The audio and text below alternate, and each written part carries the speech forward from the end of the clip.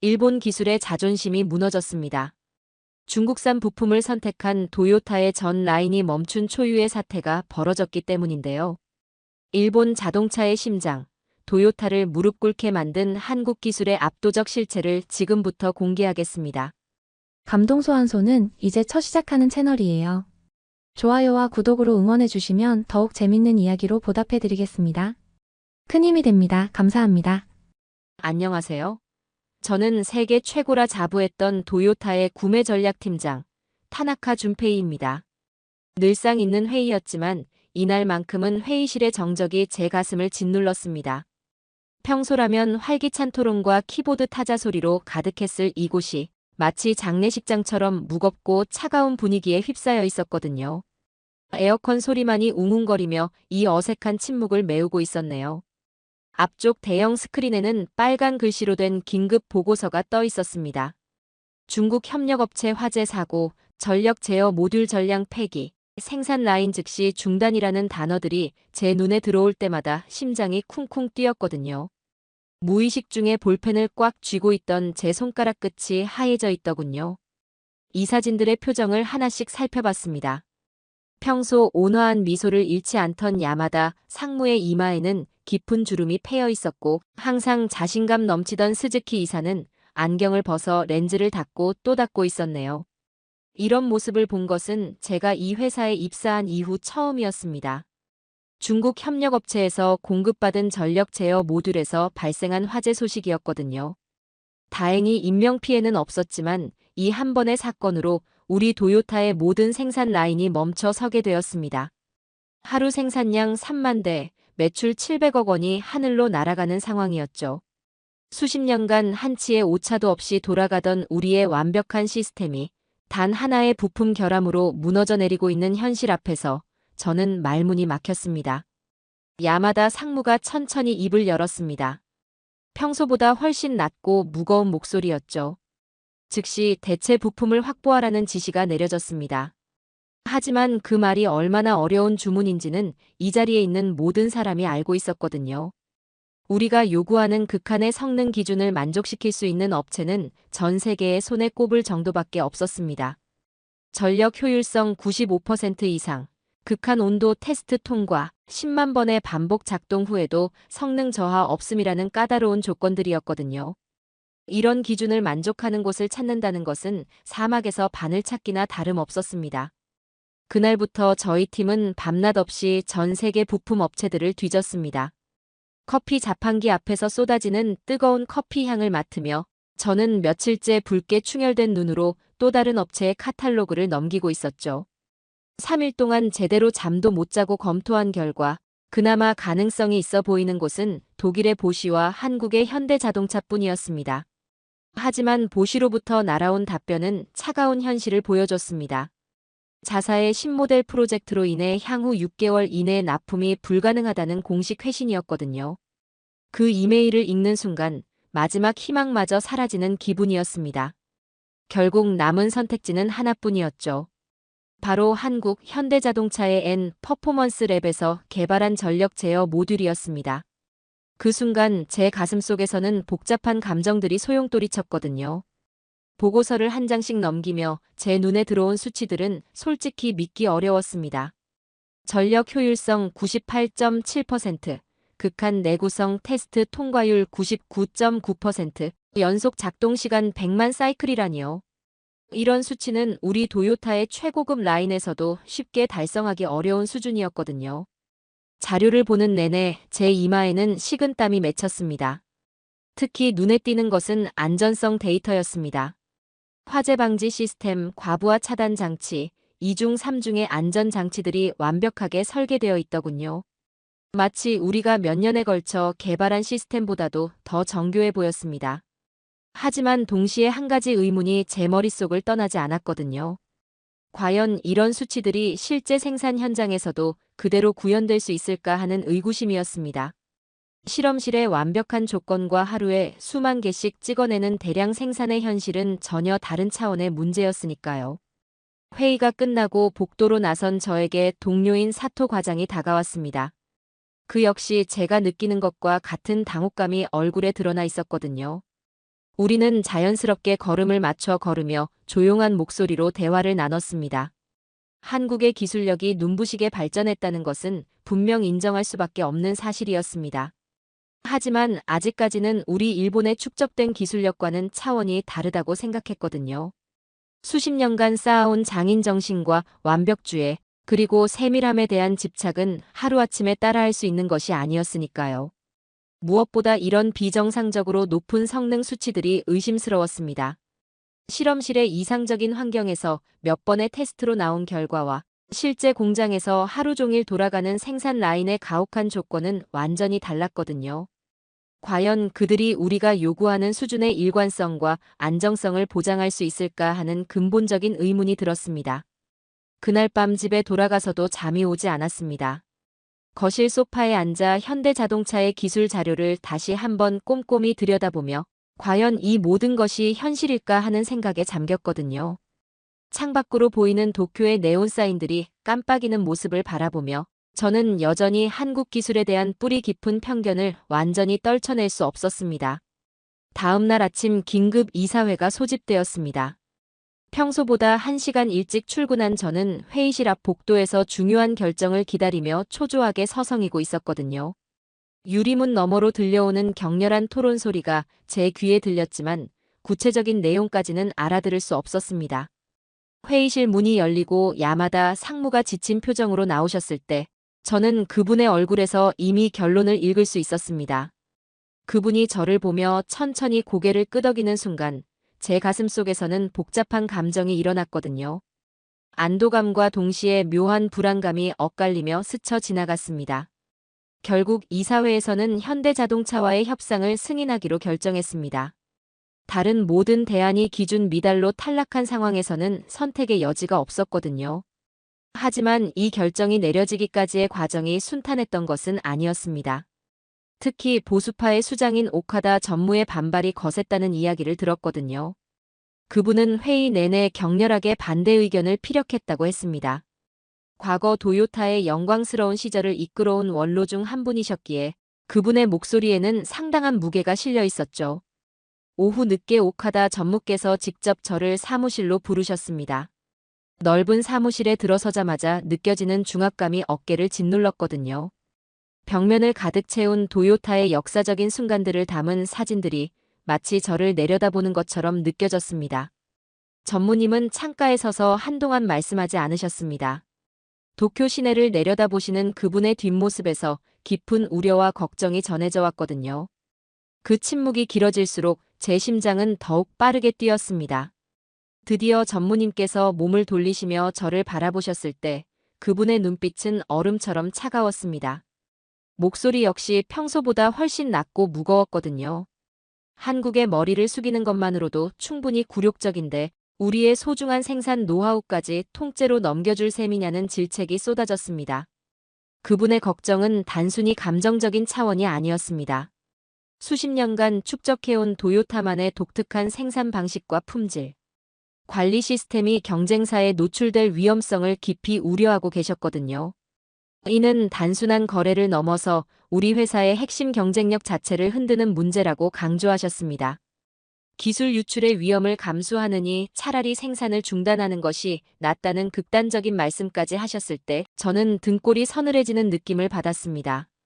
이런 상황에서 제가 추진해야 할 협상이 얼마나 위험한 줄타기인지 뼈저리게 깨달았거든요. 사무실을 나오며 복도를 걸을 때 제 다리가 후들거리는 것을 느꼈습니다. 한편으로는 회사를 구해야 한다는 막중한 책임감이, 다른 한편으로는 내부의 강력한 반발과 우려가 저를 짓누르고 있었거든요. 이런 상황에서 과연 제가 제대로 된 협상을 할 수 있을지 확신이 서지 않았습니다. 그날 저녁 늦게까지 사무실에 남아있으며 저는 현대자동차와의 협상 전략을 고민했습니다. 하지만 머릿속은 온통 복잡한 생각들로 가득했거든요. 단순히 부품을 구매하는 차원을 넘어서 이는 두 회사 간의 기술적 우위를 가리는 싸움이 될 수도 있다는 생각이 들었습니다. 무엇보다 제가 가장 우려하는 것은 협상 과정에서 우리가 을의 입장에 서게 될 가능성이었습니다. 지금까지 도요타는 항상 갑의 위치에서 협상을 진행해왔거든요. 전 세계 어느 업체와 거래할 때도 우리의 기준과 조건을 제시하고 상대방이 그에 맞춰주는 것이 당연했습니다. 하지만 이번에는 상황이 완전히 달랐습니다. 우리가 절실하게 필요로 하는 부품을 상대방이 독점적으로 생산하고 있는 상황이었거든요. 게다가 시간적 여유도 없었습니다. 하루가 지날 때마다 생산 중단으로 인한 손실이 눈덩이처럼 불어나고 있었으니까요. 사무실 창밖으로 내려다 보이는 도쿄의 야경을 바라보며 저는 깊은 한숨을 내쉬었습니다. 수많은 불빛들이 반짝이는 모습이 평소에는 아름답게 느껴졌는데 그날 밤에는 왠지 쓸쓸해 보였거든요. 휴대폰을 꺼내 현대자동차 N 퍼포먼스 랩의 연락처를 다시 한번 확인했습니다. 한정민 총괄이라는 분의 이름이 화면에 떠올랐을 때 제 가슴속에서는 묘한 긴장감이 일어났거든요. 과연 이분이 어떤 분일까, 우리의 제안을 받아들여 주실까 하는 불안감이 밀려왔습니다.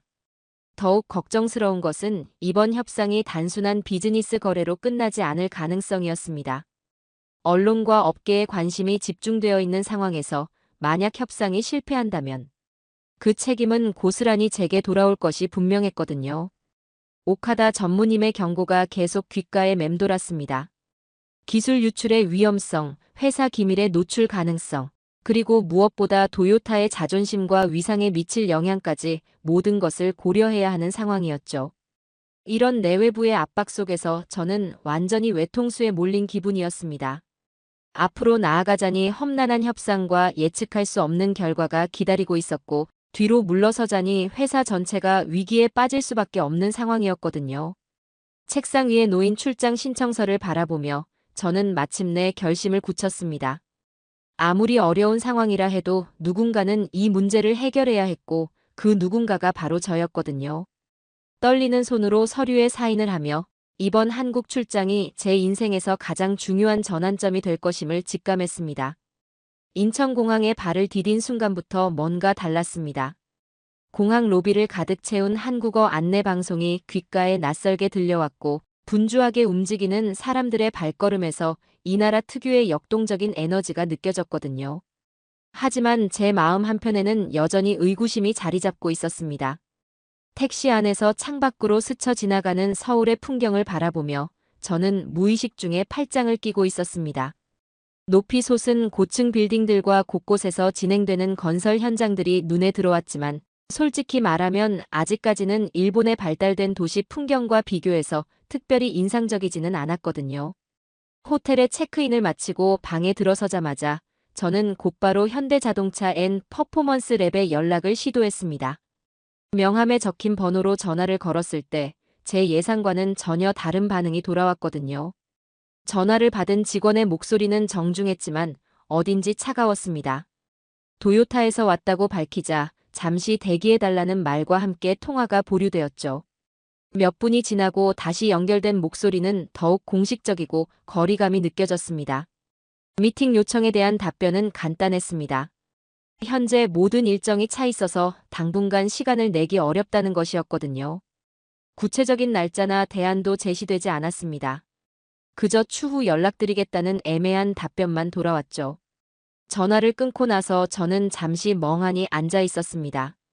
지금까지 제가 경험해본 비즈니스 세계에서는 이런 일이 없었거든요.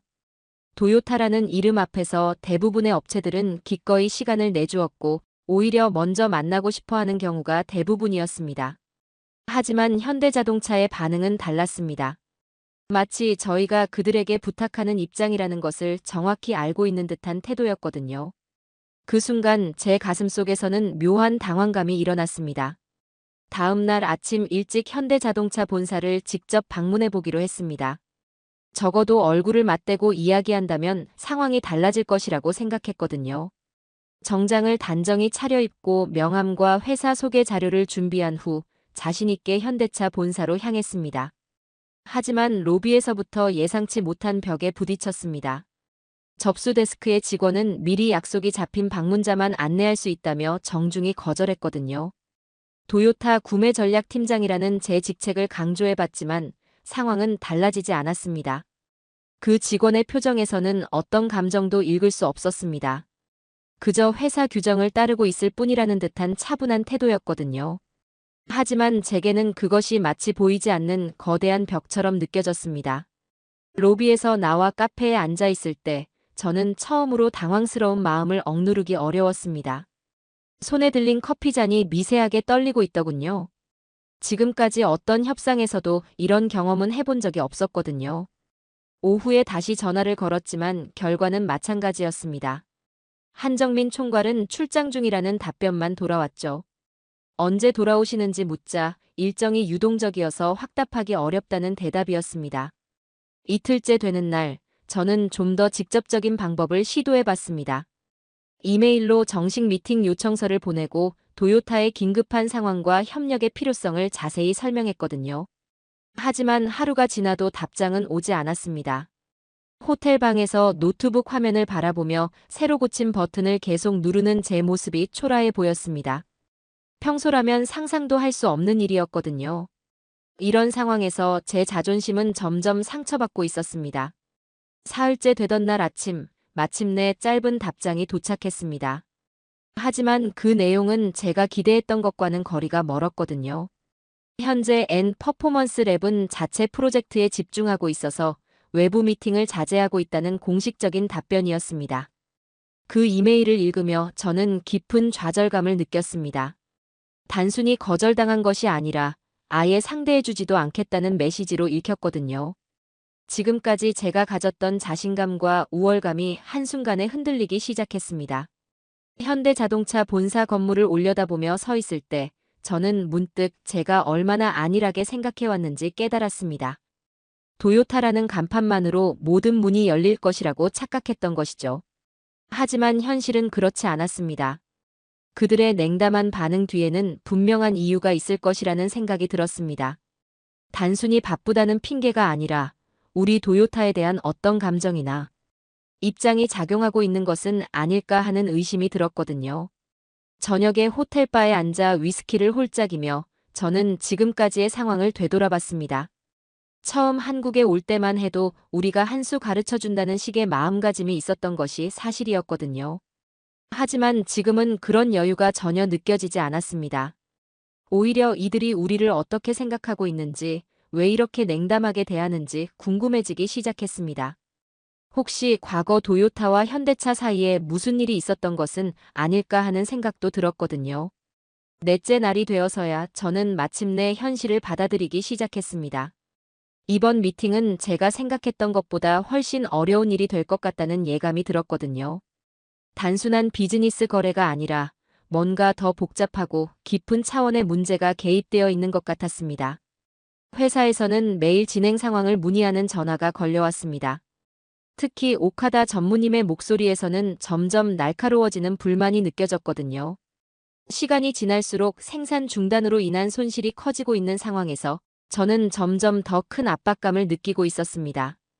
그날 밤 침대에 누워 천장을 바라보며 저는 처음으로 진정한 초조함을 느꼈습니다. 지금까지 자신있게 해결할 수 있다고 생각했던 일이 예상보다 훨씬 복잡하고 어려운 상황으로 흘러가고 있었거든요. 다섯째 날 아침, 평소처럼 호텔 조식당에서 커피를 마시던 중 제 휴대폰이 요란하게 울렸습니다. 일본에서 걸려온 전화였는데 발신자는 회사 홍보팀 과장이었거든요. 그분의 목소리에서 평소와는 다른 긴장감이 느껴졌을 때 저는 뭔가 좋지 않은 일이 벌어졌다는 직감이 들었습니다. 홍보팀에서 전해준 소식은 충격적이었습니다. 제가 한국에 와서 현대자동차와 협상을 진행하고 있다는 사실이 일본 언론에 보도되었다는 것이었거든요. 그것도 단순한 기사가 아니라 주요 일간지 일면에 대서특필되었다고 했습니다. 손가락 끝이 떨리는 것을 느끼며 인터넷으로 기사를 확인했을 때 제 눈앞이 아찔해졌습니다. 커다란 헤드라인이 화면 가득 펼쳐져 있었거든요. 기술 대국 일본의 굴욕, 도요타가 한국에 손 벌리다라는 자극적인 제목이 눈에 들어왔을 때 저는 순간 숨이 막히는 듯 했습니다. 기사 내용은 더욱 가혹했습니다.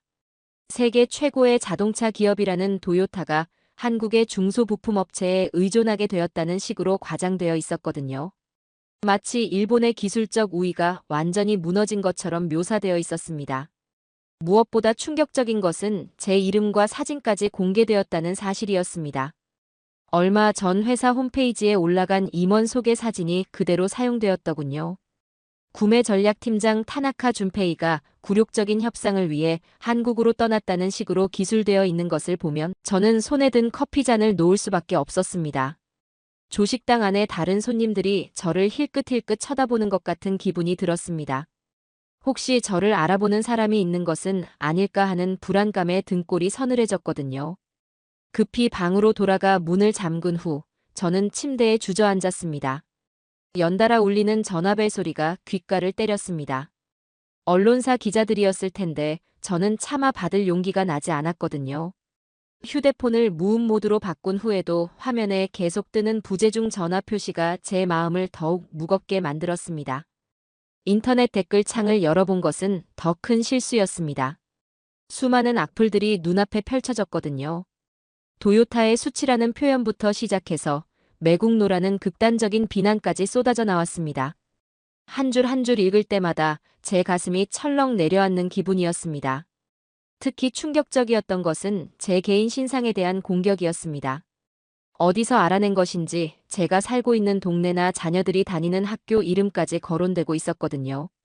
이런 상황에서 가족들이 어떤 시선을 받고 있을지 생각하니 가슴이 미어졌습니다. 아내에게 전화를 걸었을 때 그녀의 목소리에서도 당황감이 느껴졌습니다.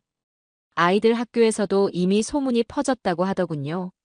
아내는 괜찮다고 위로해주려 했지만 목소리 끝에 숨어있는 걱정을 감출 수는 없었습니다. 오카다 전무님께서 직접 전화를 걸어오셨을 때 저는 그분의 분노를 고스란히 느낄 수 있었습니다. 평소 온화하신 분이었는데 그날만큼은 목소리에 차가운 분노가 실려 있었거든요. 회사 이미지에 돌이킬 수 없는 타격을 입혔다는 질책이 이어졌습니다. 더욱 가슴 아픈 것은 회사 동료들의 반응이었습니다. 평소 친하게 지내던 사토 과장도 전화통화에서 어딘지 어색한 분위기를 감추지 못했거든요. 격려의 말을 건네주려 했지만 그 말들이 오히려 제 처지를 더욱 비참하게 만들었습니다. 점심시간이 되어 호텔 로비로 내려갔을 때 일본 관광객들 사이에서 제 이야기가 오가는 소리를 들었습니다. 직접적으로 저를 가리키는 것은 아니었지만 도요타 직원이 한국에 와서 굴욕을 당하고 있다는 이야기였거든요. 그 순간 저는 더 이상 그 자리에 있을 수가 없어서 급히 엘리베이터로 향했습니다. 오후에는 더욱 자극적인 기사들이 쏟아져 나왔습니다. 일본의 기술적 자존심이 바닥에 떨어졌다는 논조의 칼럼들이 연이어 발표되었거든요. 저는 마치 일본 전체의 체면을 깎아내린 죄인이 된 기분이었습니다. 특히 가슴 아팠던 것은 제가 존경해왔던 선배 임원분께서 보내신 문자였습니다. 직접적인 비난은 아니었지만 상황을 빨리 수습하라는 내용이었거든요. 그분도 저를 못마땅하게 생각하고 계신다는 것이 느껴져서 더욱 절망스러웠습니다. 저녁이 되어서야 조금씩 현실을 받아들이기 시작했습니다. 이미 벌어진 일이고 지금 제가 해야 할 것은 자책이 아니라 상황을 수습하는 일이었거든요. 하지만 마음 한편으로는 이런 비난과 모욕을 감수하면서까지 이 협상을 계속해야 하는지 의문이 들었습니다. 방 안에서 창밖을 내다보며 저는 서울의 야경을 바라봤습니다. 수많은 불빛들이 반짝이는 모습이 평소와 다름없어 보였는데 제 처지만이 하루 사이에 완전히 달라져 있었거든요. 아침에는 그저 어려운 협상을 앞둔 긴장감 정도였는데 이제는 개인적인 모욕과 수치까지 감당해야 하는 상황이 되었습니다. 무엇보다 견디기 어려운 것은 가족들이 받을 피해였습니다. 아이들이 학교에서 아버지 때문에 놀림을 받을 수도 있다는 생각에 가슴이 찢어지는 듯 했거든요. 제 잘못된 판단 하나로 가족 전체가 고통받게 될 수도 있다는 현실이 무겁게 다가왔습니다. 그날 밤 잠자리에 들면서도 머릿속은 복잡했습니다. 이런 상황에서 과연 현대자동차가 저와 만나주기라도 할까 하는 의문이 들었거든요. 오히려 이런 논란에 휩싸인 저를 더욱 꺼려할 수도 있겠다는 생각이 들었습니다. 하지만 동시에 한 가지 확실해진 것도 있었습니다. 이제는 정말로 후퇴할 수 없는 상황이 되었다는 것이었거든요. 이렇게 온 국민의 주목을 받는 상황에서 성과 없이 돌아간다면 그것이야말로 진짜 굴욕이 될 것이었습니다. 일주일째 되는 날 아침, 저는 호텔 침대에서 일어나지 못하고 있었습니다. 베개에 얼굴을 묻고 누워있던 제 모습이 얼마나 초라했는지 모르겠더군요. 일본에서는 연일 쏟아지는 비난 기사들 때문에 제 휴대폰이 쉴 새 없이 울렸고 한국에서는 여전히 현대자동차의 문이 굳게 닫혀 있었거든요. 거울 앞에 선 제 모습은 처참했습니다. 며칠 동안 제대로 잠을 이루지 못해서 눈 밑에는 짙은 다크서클이 생겼고 평소 단정했던 머리도 산발이 되어 있었네요. 이런 모습으로는 도저히 중요한 협상을 할 수 없겠다는 생각이 들었습니다. 샤워를 하며 찬물을 얼굴에 끼얹을 때 문득 제가 얼마나 오만했었는지 깨달았습니다. 한국에 올 때만 해도 도요타라는 간판만으로 모든 것이 해결될 거라고 생각했었거든요. 하지만 현실은 전혀 달랐습니다. 오히려 그 간판이 저를 더욱 공경에 빠뜨리고 있었네요. 오전 내내 책상 앞에 앉아 빈 노트북 화면을 바라보고 있었습니다. 한정민 총괄에게 보낼 이메일 초안을 수십 번 작성했다가 지우기를 반복했거든요. 어떤 말로 시작해야 할지, 어떤 어조로 써야 할지 도무지 감이 잡히지 않았습니다. 처음에는 여전히 비즈니스적인 톤으로 접근하려 했습니다. 도요타의 입장과 협력의 필요성을 논리적으로 설명하는 내용이었죠. 하지만 몇 줄 쓰다가 다시 지웠습니다. 이런 식의 공식적인 접근은 이미 실패했다는 것을 뼈저리게 느꼈거든요. 점심시간이 지나도록 한 글자도 제대로 쓰지 못하고 있을 때 문득 아내가 결혼 전에 해준 말이 떠올랐습니다. 진심은 반드시 통한다는 이야기였죠. 그때는 단순한 격려 정도로 들렸는데 지금 이 순간에는 마지막 희망처럼 느껴졌습니다. 오후 늦게 되어서야 저는 마침내 키보드에 손을 올렸습니다. 이번에는 비즈니스 문서가 아니라 한 사람의 진솔한 마음을 담아보기로 했거든요. 처음부터 제 상황을 솔직하게 털어놓았습니다. 현재 도요타가 처한 절박한 상황부터 시작해서 제가 개인적으로 감당하고 있는 압박감까지 숨김없이 적었습니다. 일본 언론의 비난과 회사 내부의 압력, 그리고 가족들이 받고 있는 피해까지 모든 것을 담았거든요. 특히 제가 처음 한국에 왔을 때의 마음가짐이 얼마나 잘못되었었는지 인정하는 부분에서는 손가락이 떨렸습니다.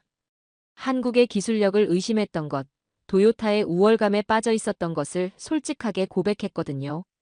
이런 내용을 쓰는 것 자체가 제 자존심에는 큰 상처였지만 다른 방법이 없다는 것을 알고 있었습니다. 이메일 말미에는 단순한 비즈니스 파트너십이 아니라 진정한 배움의 기회를 달라고 간곡히 부탁드렸습니다.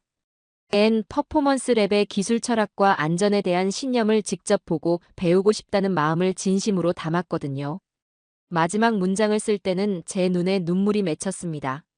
제 모든 것을 걸고 이 한 통의 이메일에 매달리고 있다는 절박함이 문득 밀려왔거든요. 전송 버튼을 누르기 전에 몇 번이나 다시 읽어보았지만 더 이상 고칠 것도 없었습니다. 이메일을 보낸 후 저는 의자에 깊숙이 몸을 맡겼습니다. 이제 제가 할 수 있는 것은 기다리는 것뿐이었거든요.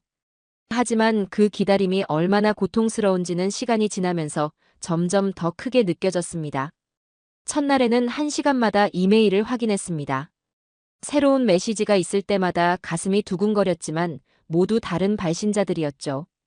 광고 메일이나 회사 업무 관련 내용들 뿐이었습니다. 이틀째가 되자 절망감이 밀려왔습니다. 아마도 제 이메일이 읽히지도 않았을 것이라는 생각이 들었거든요. 혹은 읽었더라도 답장할 가치조차 없다고 판단했을 수도 있었습니다. 사흘째 되는 날 아침, 저는 포기 상태에 빠져 있었습니다. 더 이상 이메일 확인도 하지 않고 침대에 누워만 있었거든요. 일본으로 돌아가서 실패를 인정하고 책임을 져야 할 때가 온 것 같았습니다.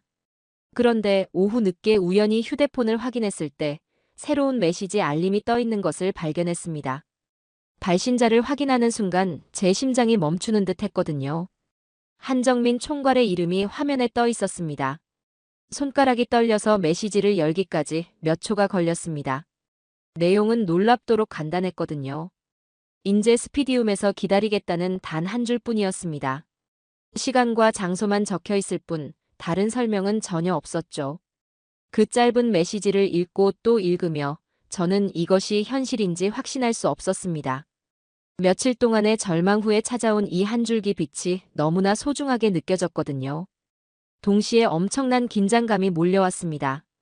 인제 스피디움이라는 곳이 어딘지 찾아보니 경상남도에 있는 서킷이더군요.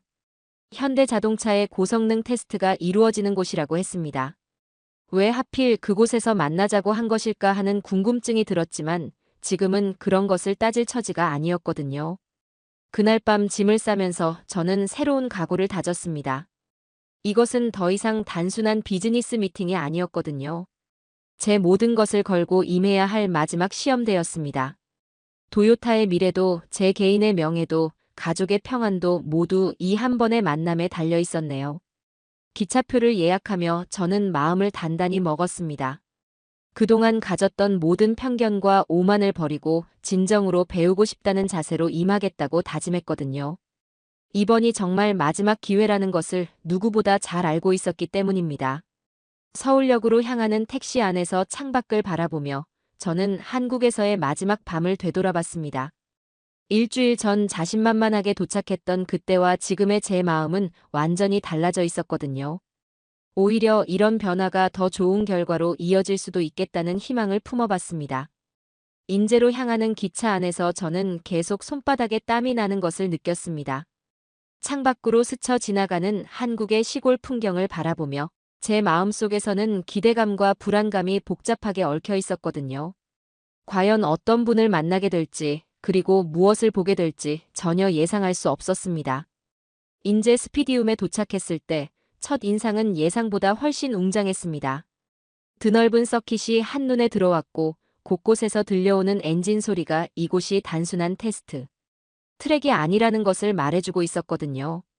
공기 중에 스며든 고무 타는 냄새와 엔진 오일 향이 제 코 속으로 파고들었네요. 입구에서 안내를 받아 메인 관람석으로 향했습니다.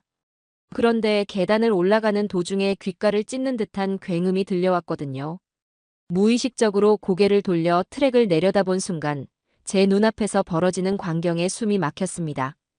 한 대의 차량이 마치 지면에 붙어서 달리는 것처럼 트랙을 질주하고 있었거든요. 코너를 돌아나가는 속도가 상상을 초월했습니다.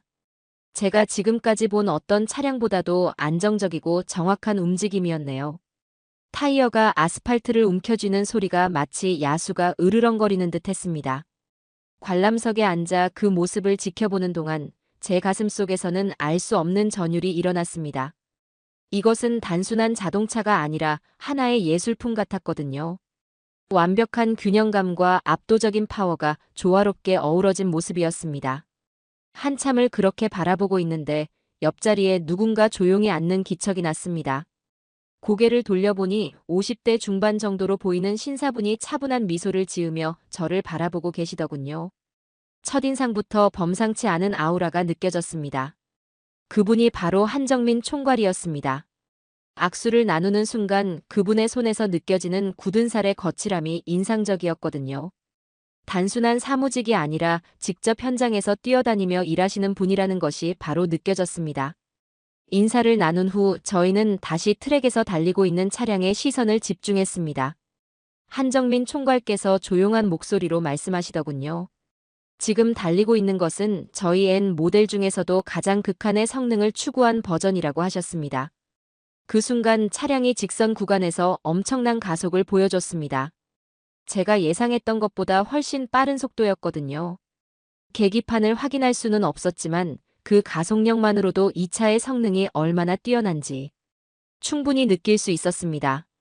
한정민 총괄께서 저에게 데이터 시트를 건네주셨습니다.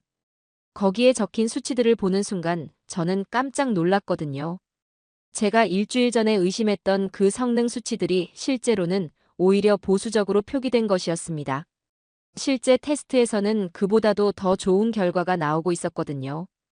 트랙에서 차량이 급제동을 거는 순간의 모습도 인상적이었습니다. 시속 200km가 넘는 속도에서 불과 몇 초 만에 완전히 정지하는 모습을 보며 저는 이것이 단순한 속도가 아니라 완벽한 제어력의 결과라는 것을 깨달았습니다. 한정민 총괄께서 제 표정을 살펴보시더니 미소를 지으셨습니다. 그리고는 저희가 추구하는 것은 단순한 빠른 차가 아니라고 말씀하시더군요. 운전자가 완전히 신뢰할 수 있는 파트너를 만드는 것이 목표라고 하셨습니다.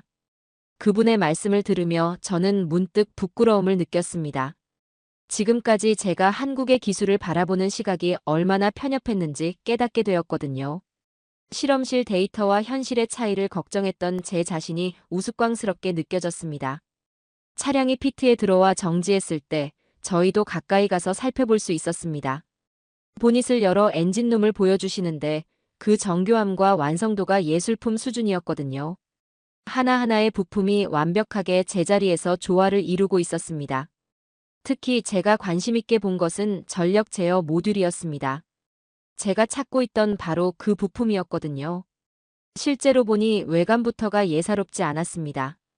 크기는 생각보다 컴팩트했지만 내부 설계의 정밀함이 외부로도 느껴졌네요. 한정민 총괄께서 그 부품을 가리키며 설명해 주시는 동안 저는 그분의 눈빛에서 특별한 무언가를 읽을 수 있었습니다. 단순한 자부심이 아니라 깊은 책임감과 사명감이 담겨 있었거든요. 이 작은 부품 하나에도 운전자의 생명을 지킨다는 철학이 스며들어 있다는 것을 느꼈습니다. 그분께서 조용히 말씀하시더군요. 저희는 차를 만드는 것이 아니라 신뢰를 만든다고 하셨습니다.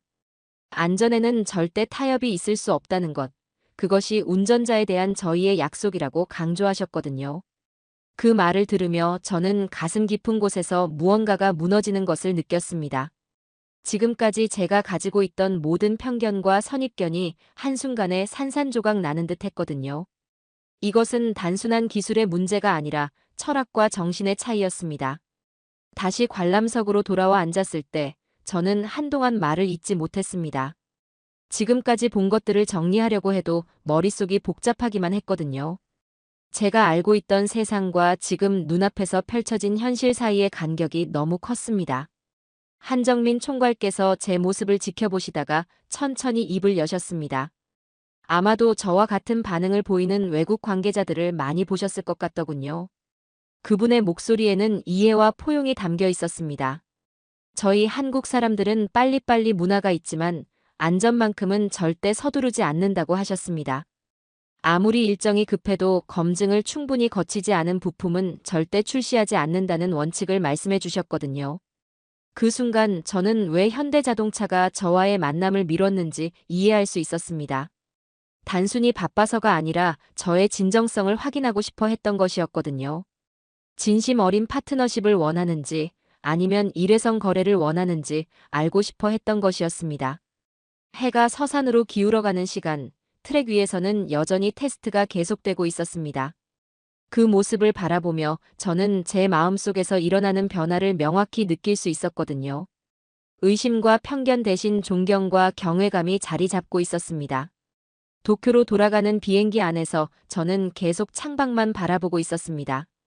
구름 위로 펼쳐진 하늘을 보며 인제 스피디움에서 겪은 모든 순간들이 주마등처럼 스쳐 지나갔거든요. 한정민 총괄의 마지막 말씀이 특히 제 가슴 깊숙이 박혀 있었습니다. 진정한 파트너십은 서로를 존중하는 마음에서 시작된다는 그 말씀이요. 하네다 공항에 도착했을 때 저는 완전히 다른 사람이 되어 있었습니다. 일주일 전 한국으로 떠날 때의 그 오만하고 자신만만했던 모습은 온데간데 없었거든요. 대신 깊은 부끄러움과 동시에 새로운 각오가 제 마음을 가득 채우고 있었습니다. 회사에 도착하자마자 저는 곧바로 오카다 전무님을 찾아뵈었습니다. 사무실 문을 두드리며 들어갔을 때 전무님의 표정에서는 여전히 차가운 불만이 읽혔거든요. 하지만 저는 이번에는 다른 방식으로 접근하기로 마음먹었습니다. 전무님 앞에 앉아 저는 한국에서 보고 느낀 모든 것을 솔직하게 털어놓기 시작했습니다. 처음에는 제 이야기를 들으시던 전무님의 표정이 점점 놀라움으로 바뀌어가는 것을 느낄 수 있었거든요. 특히 현대자동차의 기술 수준과 안전 철학에 대해 설명할 때는 그분도 진지하게 귀를 기울이고 계셨습니다. 하지만 가장 어려운 부분은 제 잘못을 인정하는 것이었습니다. 지금까지 한국의 기술력을 과소평가했던 것, 도요타의 우월감에 빠져 상대방을 존중하지 못했던 것을 고백하는 것은 정말 쉽지 않았거든요. 목소리가 떨릴 때마다 잠시 멈춰서 마음을 가다듬어야 했습니다. 전무님께서는 한동안 말씀하지 않으시더니 마침내 무거운 한숨을 내쉬셨습니다. 그분도 이번 사태의 심각성을 충분히 인식하고 계셨던 것 같더군요. 더 이상 과거의 영광에만 매달려 있을 수는 없다는 것을 인정하시는 듯 했습니다. 다음 날 오전 긴급 이사회가 소집되었습니다. 회의실에 들어서는 순간부터 분위기가 예사롭지 않았거든요. 평소보다 더 많은 임원들이 참석했고 모든 분들의 표정이 진지했습니다. 제가 발표할 기회를 얻었을 때 손에서 식은땀이 흘렀네요. 프레젠테이션을 준비하면서 저는 기존 방식을 완전히 버리기로 했습니다. 화려한 그래프나 수치 데이터 대신 제가 직접 보고 느낀 생생한 경험을 중심으로 구성했거든요. 한정민 총괄의 철학과 현대자동차의 기술에 대한 진정성을 전달하는 것이 더 중요하다고 생각했습니다.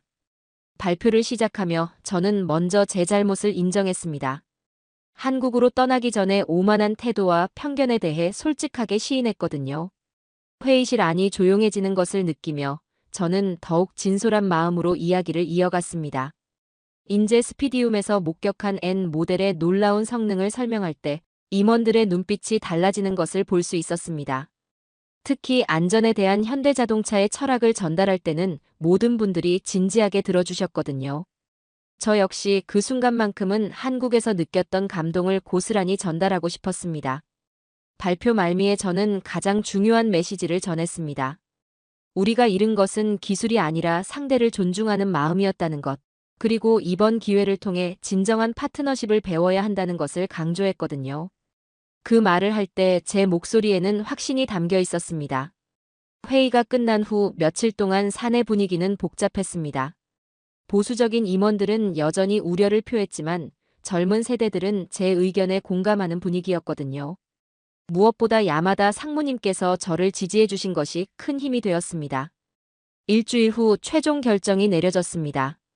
현대자동차와의 협력을 진행하되 그에 앞서 공식적인 사과를 표명하기로 한 것이었거든요. 그 사과의 주체가 바로 저였습니다. 제가 이 모든 사태의 시작점이었기 때문에 마무리 역시 제가 해야 한다는 것이었죠. 기자회견 준비를 하는 며칠 동안 저는 잠을 제대로 이루지 못했습니다. 전 세계 언론 앞에서 도요타를 대표해 사과한다는 것이 얼마나 무거운 일인지 뼈저리게 느꼈거든요. 하지만 동시에 이것이 올바른 길이라는 확신도 있었습니다. 사과문을 작성하면서 저는 한 글자 한 글자에 진심을 담으려 노력했습니다. 형식적인 사과가 아니라 진정한 반성과 새로운 시작에 대한 의지를 표현하고 싶었거든요.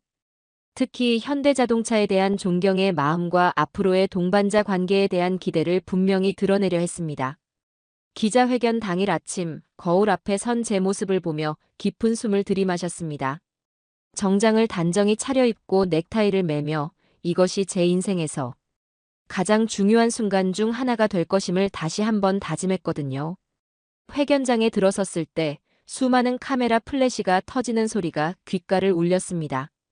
평소 접해보지 못한 규모의 기자들이 몰려들어 있었거든요.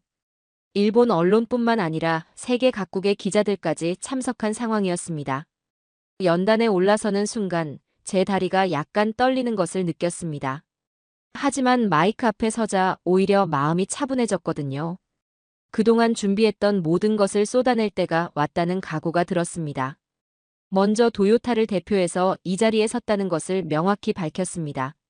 그리고 현대자동차와 한국의 뛰어난 기술력에 대해 인정하지 못했던 저희의 잘못을 솔직하게 시인했거든요. 목소리가 떨리지 않도록 천천히 그리고 명확하게 말했습니다. 사과문의 핵심 부분에 이르렀을 때 저는 연단에서 내려와 단상 앞으로 걸어갔습니다. 그리고 카메라와 참석자들을 향해 깊숙이 허리를 숙였거든요. 90도로 고개를 숙인 채 몇 초간 그 자세를 유지했을 때 회견장 안이 완전히 조용해지는 것을 느꼈습니다. 고개를 들고 다시 마이크 앞에 섰을 때 저는 떨리는 목소리로 마지막 말을 전했습니다. 부품 공급을 요청하는 것이 아니라 배움의 기회를 달라고 정중하게 부탁드린다는 내용이었거든요. 그 순간 제 눈에는 눈물이 맺혀 있었습니다. 기자회견이 끝나고 회견장을 나서며 저는 모든 것을 쏟아낸 후에 홀가분함을 느꼈습니다. 이제 공은 현대자동차 쪽으로 넘어간 상황이었거든요. 그들이 저희의 진심을 어떻게 받아들일지는 오직 기다려볼 수밖에 없었습니다. 기자회견이 끝난 후 저는 어떤 반응이 올지 가늠하기 어려웠습니다. 회사로 돌아가는 길에 휴대폰으로 각종 뉴스 사이트를 확인해 봤는데 벌써부터 실시간으로 기사들이 쏟아지고 있더군요. 대부분의 반응은 예상보다 긍정적이었지만 정작 중요한 것은 현대자동차의 반응이었거든요. 그날 밤 잠을 이루지 못하고 뒤척이며 저는 계속 한정민 총괄의 얼굴을 떠올렸습니다. 과연 제 진심이 그분에게 전해졌을까 하는 걱정이 머릿속을 맴돌았거든요.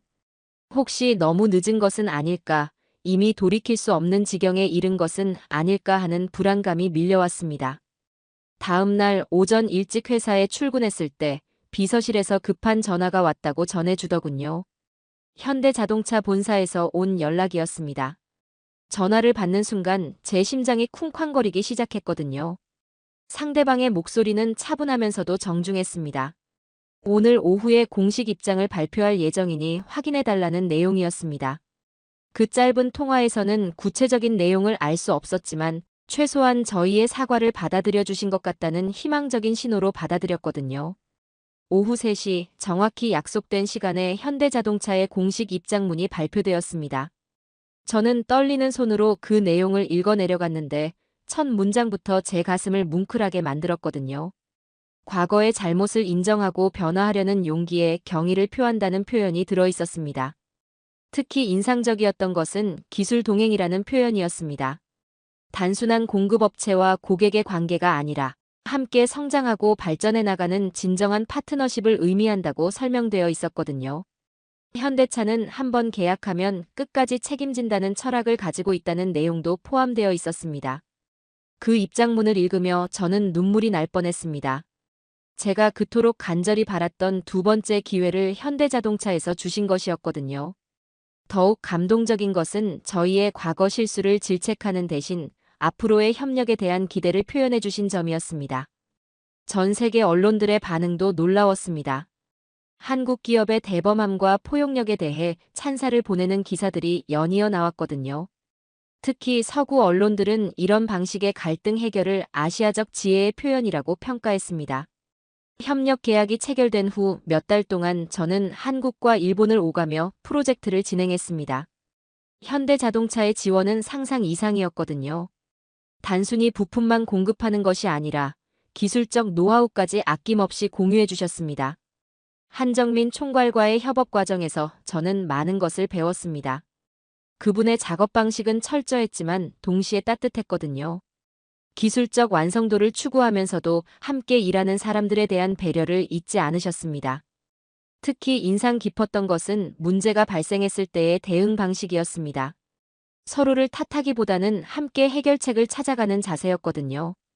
이런 협력 문화가 바로 한국 기업의 저력이라는 것을 실감할 수 있었습니다. 6개월 후 마침내 신모델 프로젝트가 성공적으로 완료되었습니다. 현대자동차에서 공급받은 전력 제어 모듈은 예상을 뛰어넘는 성능을 보여줬거든요. 불량률은 거의 제로에 가까웠고 내구성 테스트 결과도 완벽했습니다. 프로젝트 완료를 축하하는 자리가 서울에서 열렸습니다. 양사의 주요 임원들이 참석한 가운데 저는 한정민 총괄과 마주 앉아 지난 시간을 되돌아볼 수 있었거든요. 그 모든 우여곡절이 지금은 소중한 추억으로 느껴졌습니다. 한정민 총괄께서 조용히 말씀하시더군요. 한국에는 효율보다 관계의 가치를 중시하는 문화가 있다고 하셨습니다. 서로를 진심으로 걱정하며 함께 성장하려는 정이라는